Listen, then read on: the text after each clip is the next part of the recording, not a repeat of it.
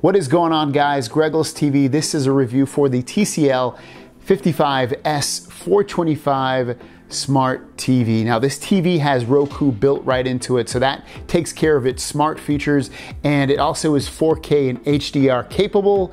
So let's get into the features of this TV.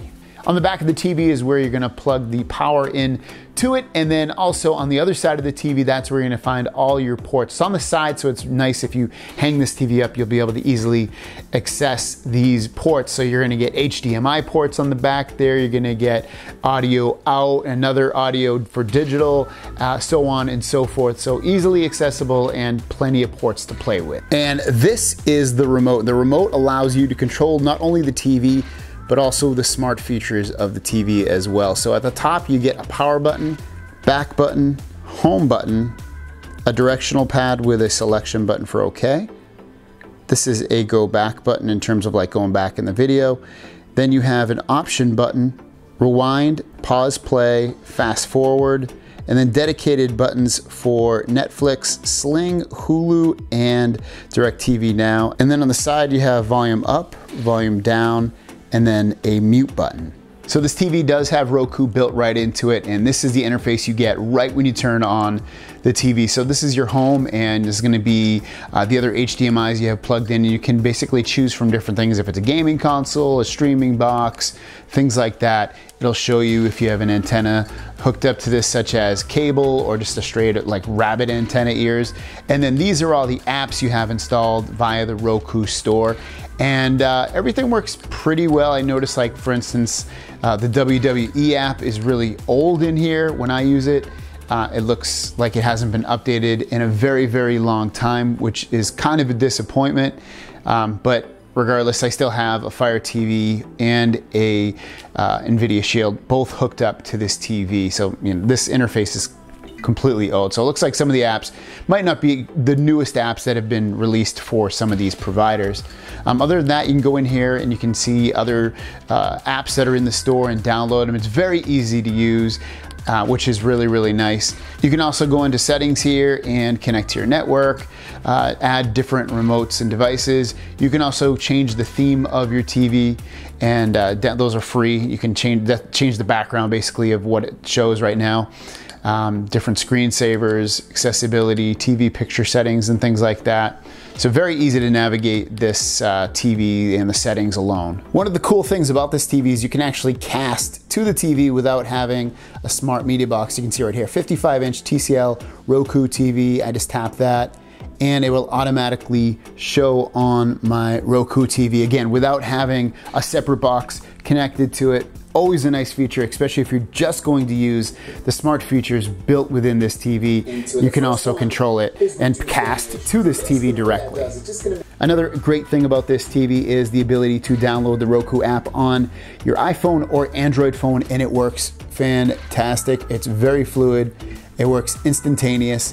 And again, just a great app. You can play, pause. You can also plug in headphones to your phone and listen to the audio from the TV through your phone that way. So that way, if you're watching TV and it's laid out at night, you can you know, listen and watch TV with some headphones plugged in via your phone. So a really nice feature built into this. As for the videos, I think they look pretty damn good, especially for $350 for this TV. I think you'll be pleasantly surprised with the looks of this TV. It's not the most vibrant, beautiful display I've ever seen on a TV. I have a Samsung TV that I would give that to, but that TV was also over $1,000 when I purchased it. This one is $350, and it gives you 4K, HDR, so you're gonna get really, really nice looking video with this TV, no matter what you do, and have it be watching a video such as this on YouTube or something on Netflix, or playing video games. It's just all gonna look really, really good, and I think you'll be very, very impressed. Speaking of video games, since this TV has such a great response rate within the display, video games look fantastic, and there's no lag, there's no input lag on this. The colors look great.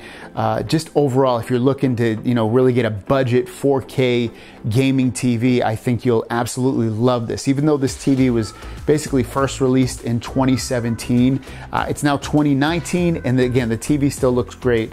You're gonna love it, and it's gonna give you you all the options of what you would need. If you get the Xbox One X or PS4 Pro, it's gonna be able to pay HDR 10 content. It's gonna, just be overall a really nice looking gaming display. Sound is where I think this TV could improve, obviously a little bit, and I think that's where they may have cut back a little bit. The sound isn't that great. You could obviously plug in a sound bar and be done and over with, slightly below average sound, but overall, it gets the job done. You can hear it. So I'll give you a list. Your version of Google Cast. So basically, from any iPad, iPhone, MacBook, you'll be able to cast from that device. And I don't know if you could tell right there, but basically the sound's kind of flat. It's not very lively, if that makes any sense to you. So I think if you're really gonna get this TV for your main living room, I would definitely get a sound bar with it. And then just to sum up everything about this TV, first off, the price, $350 is amazing, especially, when years ago, a 4K TV would have cost thousands of dollars, and you can still spend thousands of dollars on a 4K TV. But this TV is $350. It's a budget TV. It looks and it works fantastic. As for some of its, things that obviously are gonna be things to watch out, especially if you're gonna make this maybe your main living room TV or just your main TV overall, is the picture's good, but it could be, it could definitely be improved. It's not completely like the most beautiful, vibrant, brightest TV I've ever had. Does it get the job done, and are you gonna complain about it on a regular basis? I would say no. Sound obviously is another area that could be improved, but you can improve it yourself with a sound bar. But again, does it get the job done? For sure it does. It's gonna you're gonna hear what's going on, and it's gonna be able to, you'll still be able to get lost in whatever you're watching. The other thing you might wanna worry about is HDR gaming. So gaming on this, again, looks great, but once you do HDR gaming, have it be on an Xbox One or a PS4 Pro, you might run into some issues where it looks a little washed out. So that's one thing to keep in mind if you're gonna wanna be gaming on this in HDR. You can do it, but again, the HDR colors might be a little bit washed out. And after those three things that I said that could obviously be improved upon, the TV overall, for someone that's gonna watch video, that's gonna do video games, that's going to use this to maybe cast from their phone, that wants to get private viewing in terms of listening, this does all that, and it does it really, really well, and you're gonna be impressed with it. We have it set up in our bedroom, and we're more than happy with what we got, especially for the price at $350. Because I think if you're gonna buy a budget TV and it's under $400, I would go with this one, or even under $500. I'd probably still go with this one. I've had nothing but a good time, and just overall enjoyed it thus far. So thanks for watching. If you wanna pick this one up, it is linked down below, and I'll see you guys down the road. Peace!